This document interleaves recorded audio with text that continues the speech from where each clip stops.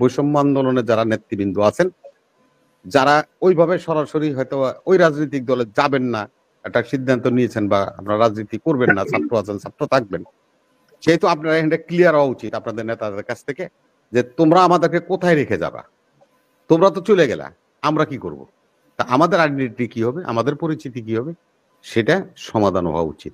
আপনার নেতা আপনার নেতা কোথায়? আপনি কি আপনার নেতা কোথায়? চুপ করেন, আপনার নেতা দেশে আছে। আরে চুপ করেন, আপনি জুতা দি পেটার কে? আপনি বাজে কথা বলেন কেন? আপনি বাজে কথা বলেন কেন?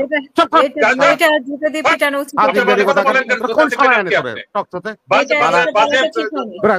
কেন করেন আপনি? তোর নেতাই তো পলাই গেছে, শাট আপ আরে তোর নেতাই তো পলাই গেছে, তুই আবার টক শোতে এসে, আরে টক শোতে এসে তুই কথা করছিস, এত বড় সাহস, আরে তোর এত বড় সাহস, টক শোতে আসছ, না টক শোতে আসছ, তোর এত বড় সাহস, আরে বেটা তোরে থাপড়াইতে বাংলাদেশ।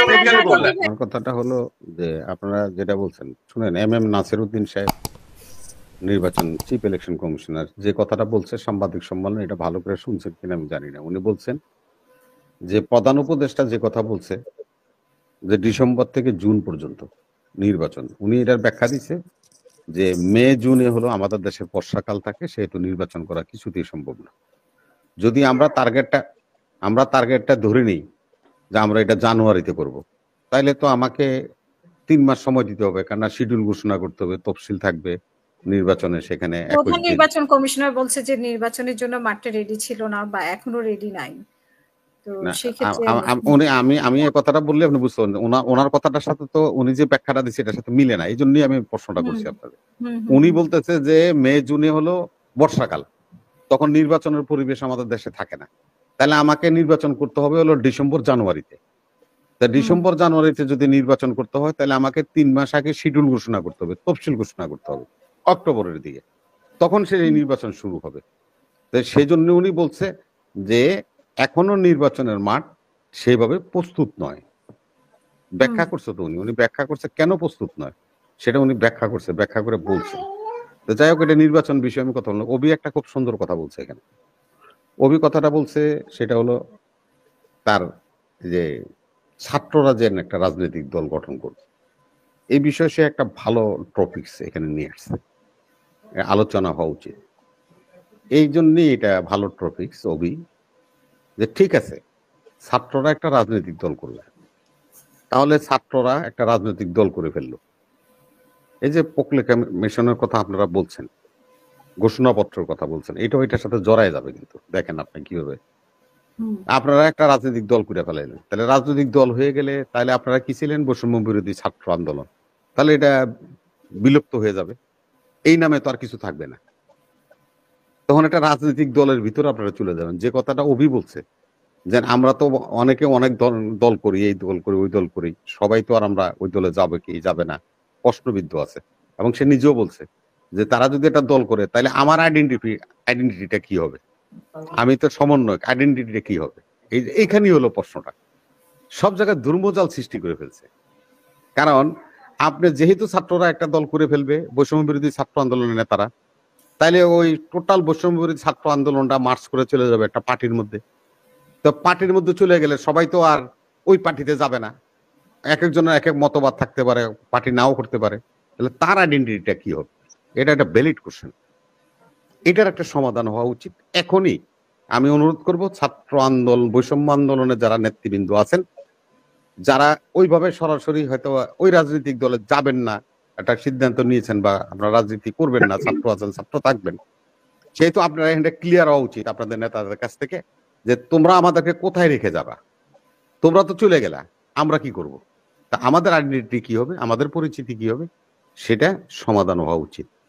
আর একটা কথা শুনেন, আচ্ছা না আপনার বলি, সদ্য জানেন আমি দেখেন টপিক্সের বাইরে কথা বলতে আমি পছন্দ করি না, কারণ এগুলি তর্ক বিতর্ক হয়। এই সদ্য দেখেন আমাদের লন্ডন পার্লামেন্টের এবং ক্ষমতাসীন দলের লেবার পার্টির মন্ত্রী, তিনি মন্ত্রিত্ব ছেড়ে দিতে হয়েছে এবং তদন্তের সম্মুখীন হচ্ছে। সে কে? শেখ মুজিবুর রহমানের দৌহিত্র, শেখ হাসিনার ভাগ্নি, শেখ রেহানার মেয়ে। ভাই টোটাল পরিবারটাই হলো দুর্নীতিবাজ পরিবার।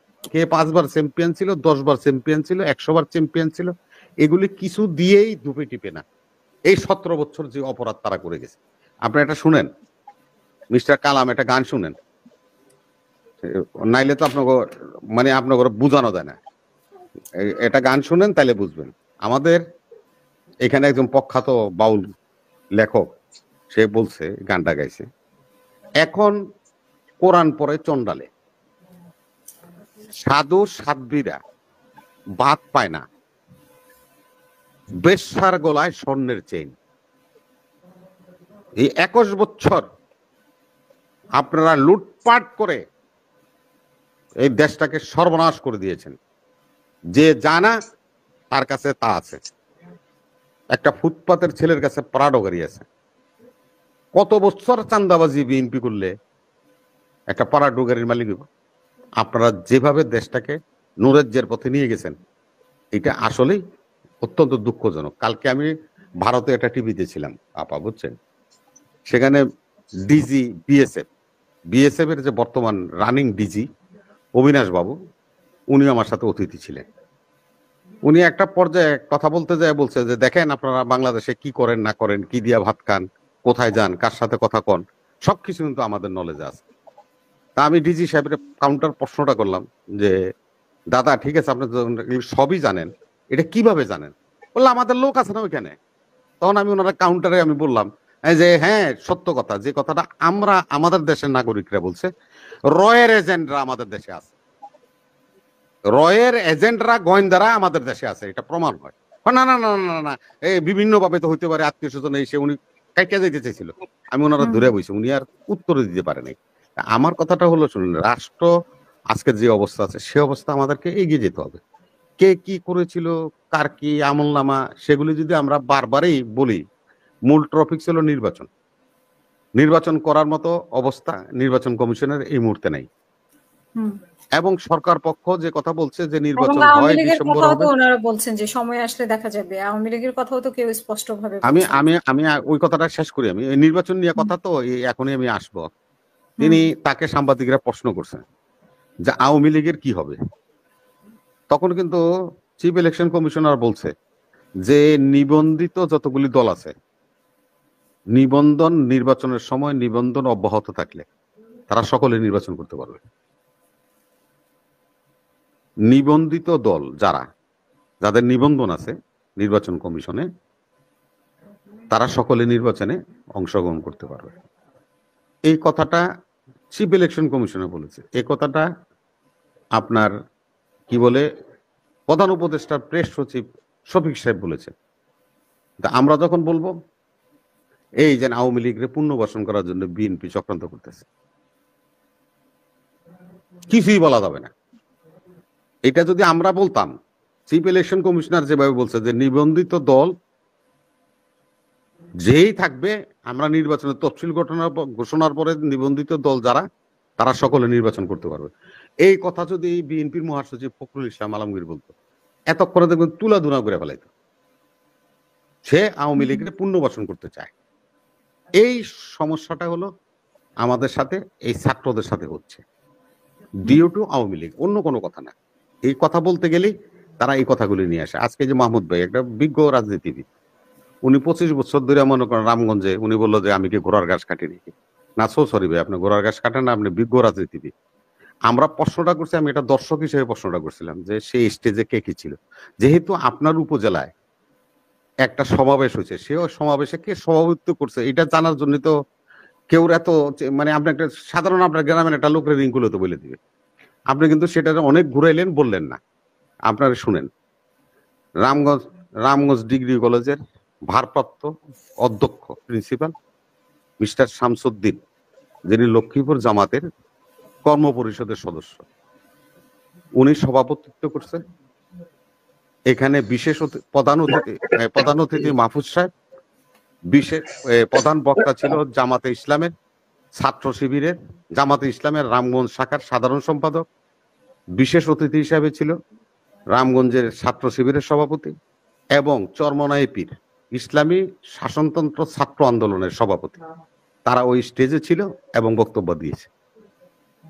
মাহমুদ ভাই যে বললেন যে উনি কাউকে চিনেন নাই, উনি চিনবে কেমনে? এই জন্য তো 22 বছর উনি গোড়ার গাছ কাটছে, খালি টিউবওয়েল কাটছে। টিউবওয়েল কাটলে তো মাথা নিচের দিকে থাকে, জনগণ দেখবো কেমনে, চিনবো কেমনে? উনি তো খালি টিউবওয়েলই কাটছে রামগঞ্জে 22 বছর। তো সেহেতু উনি তো আর মানুষের দেখার কোনো সুযোগ হয়নি।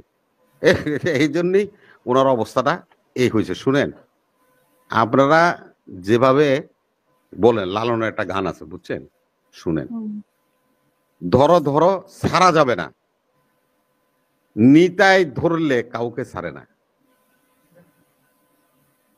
আপনারা না বলছেন হাসিনা ধরলে কেউ ছাড়ে না, লালন বলতেছে নিতাই ধরলে কাউকে ছাড়ে না।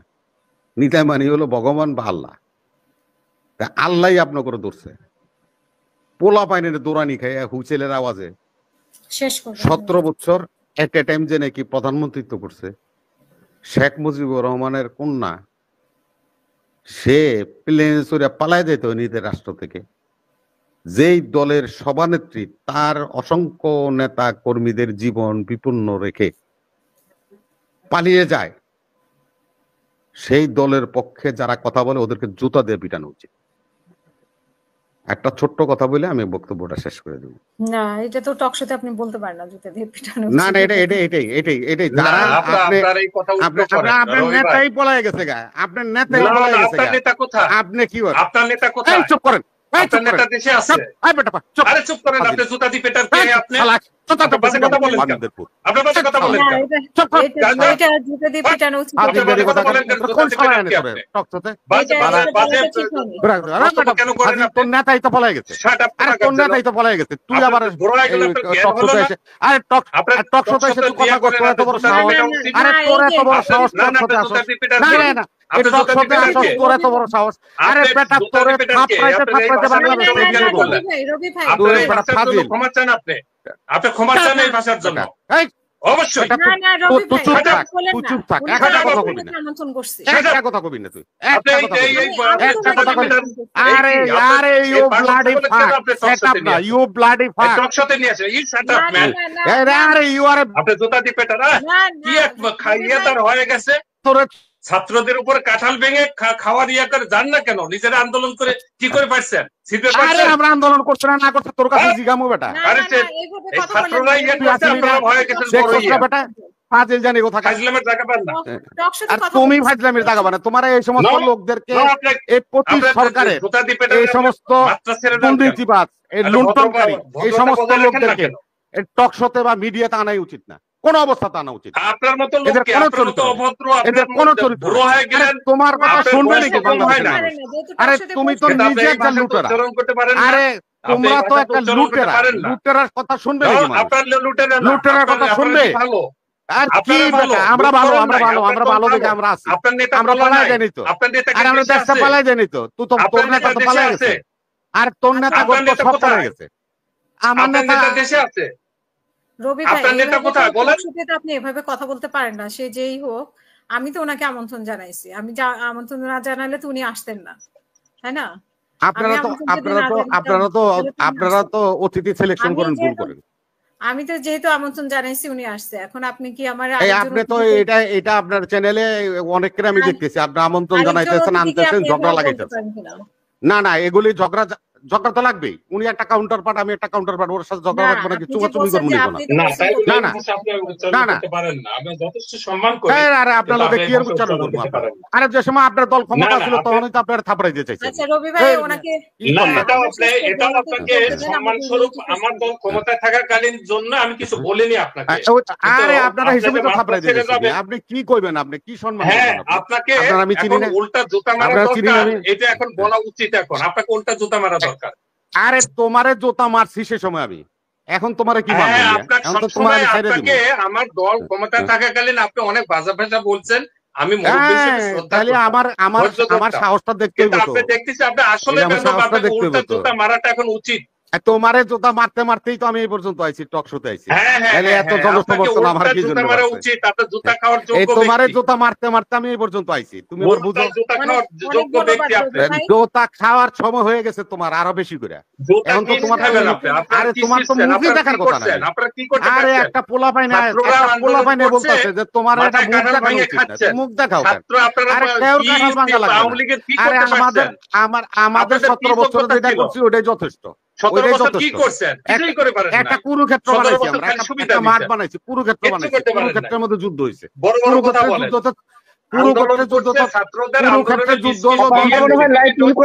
দেখুন, কারণ এইভাবে ঝগড়া ই করলে কোনো লজ্জা শরম আছে? বেটা একটা চরম বেয়াদব। অসংখ্য ধন্যবাদ। রবি ভাই